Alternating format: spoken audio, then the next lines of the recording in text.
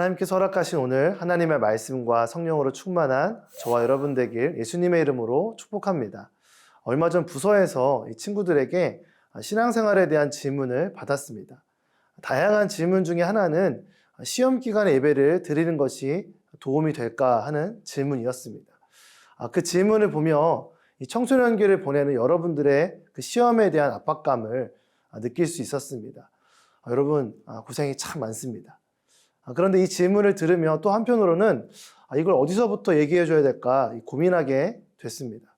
그 질문에는 상황이 힘들고 어려우면 예배 참석을 선택할 수 있다라는 생각이 깔려 있었기 때문입니다. 더 나아가서 내가 예배를 통해 어떤 것을 얻을 수 있을까에 대한 이해 득실을 따지는 이 계산의 마음이 담겨 있습니다. 우리는 어떤 이유로 하나님을 믿음으로 바라보며 예배해야 할까요? 이 시대를 살아가는 우리와 똑같은 고민을 하고 있는 유다 백성들을 보며 함께 그 답을 찾게 되길 바랍니다. 오늘 묵상의 주제는 신앙의 이유입니다. 오늘의 말씀은 말라기 3장 13절에서 18절입니다. 여호와께서 말씀하셨다. 너희가 내게 불손한 말을 했다. 그러나 너희는 우리가 무슨 말을 했다고 그러십니까? 라고 말하는구나. 너희는 말하기를 하나님을 섬기는 것은 쓸데없는 일이다. 우리가 그분의 명령을 지키고 만군의 여호와 앞에서 슬픈 사람들처럼 왔다 갔다 한다고 해서 무슨 이득이 있느냐? 그러고 보니 우리가 교만한 사람들에게 복이 있다고 해야 한다. 악한 사람들은 번성하고 또 하나님께 도전하는 사람들은 화를 입지 않는다라고 말했다. 그때 여호와께서는 여호와를 경외하는 사람들이 서로 말하는 것을 귀 기울여 들으셨다. 여호와를 두려워하고 그분의 이름을 존중하는 사람들을 여호와 앞에 있는 기억의 두루마리에 기록하셨다. 만군의 여호와께서 말씀하셨다. 그들은 내 소유이다. 내가 행동할 그날에 그들은 특별한 내 소유가 될 것이다. 사람이 자기를 섬기는 아들을 아끼는 것처럼 내가 그들을 아낄 것이다.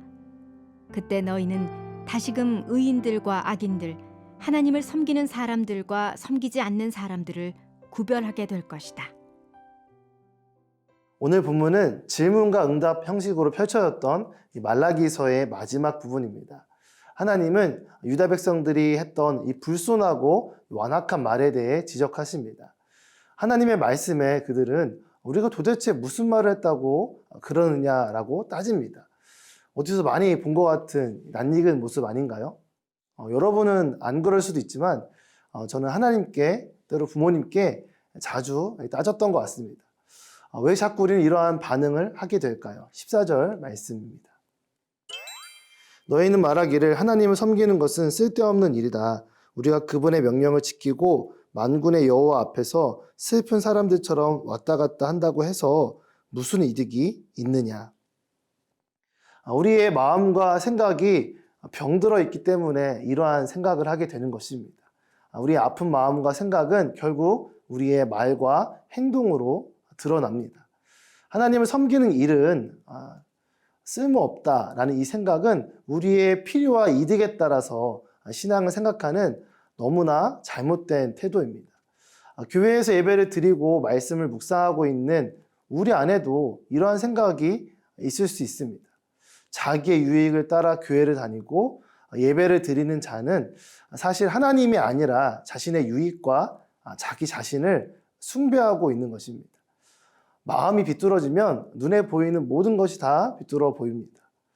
축복은 받는 게 아니라 쟁취하는 것이라는 그런 생각에 사로잡힙니다. 교만한 자가 복을 얻고 악한 자들이 더 번성하고 하나님께 도전해도 해를 입지 않는다라고 착각하며 생각합니다. 정말 그럴까요? 풀과 같이 잠깐의 인생을 살아가는 우리의 입장에서는 그렇게 보일 수 있습니다. 하지만 역사의 주관자이신 하나님께서 정하신 그 때가 차면 반드시 하나님의 심판이 임하게 됩니다. 하나님을 떠난 사람들의 어리석은 모습을 이렇게 표현할 수 있습니다. 하나만 알고 둘은 모른다. 오늘 묵상을 통해 하나를 보고 둘, 셋을 깨달아 나의 전부이신 하나님을 발견하길 바랍니다. 예배 받으시기에 합당하신 하나님만을 사랑하고 섬기는 저 여러분 되길 바랍니다.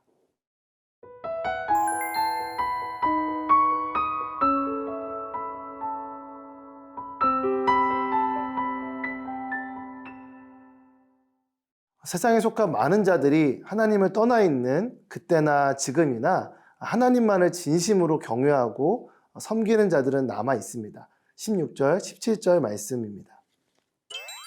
그때 여호와께서는 여호와를 경외하는 사람들이 서로 말하는 것을 귀 기울여 들으셨다.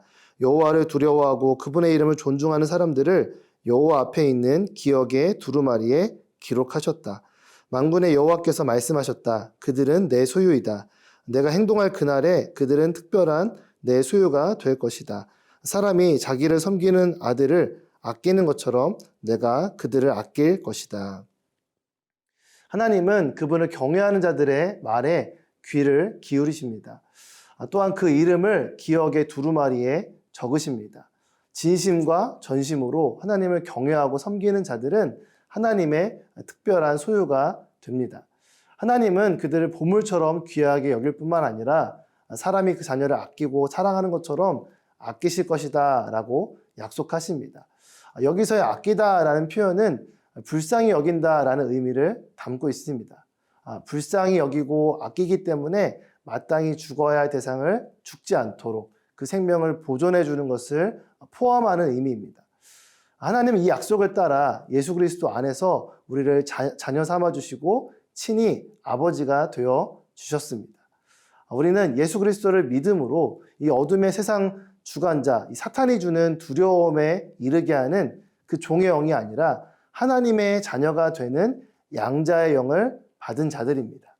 성령의 역사를 통해 예수 그리스도를 주로 고백하고 하나님을 아바 아버지라고 부를 수 있게 되었습니다. 우리는 악인들 사이에서 의인으로 하나님을 섬기지 않는 사람들 사이에서 하나님을 섬기는 자로 구별된 거룩한 백성입니다. 하나님은 죄와 허물로 죽을 수밖에 없었던 우리를 택하시고 왕같은 제사장 삼아주시고 거룩한 나라와 그분의 소유된 백성, 즉 그분의 자녀로 삼아주셨습니다. 이 신앙의 이유를 온전히 알고 어떤 상황 속에서도 하나님의 이름을 찬양하고 경외하는 저 여러분 되길 주님의 이름으로 축복합니다. 사랑하는 하나님 아버지, 나의 기도를 들으시고 나의 이름을 기억하시고 나를 영원한 생명으로 자녀 삼아주시고 지켜주시니 감사합니다. 신앙의 유익을 따지는 것이 아니라 신앙의 이유를 제대로 알고 하나님만 끝까지 사랑하고 섬기는 하나님의 자녀 되게 해주세요. 예수님의 이름으로 기도드립니다. 아멘.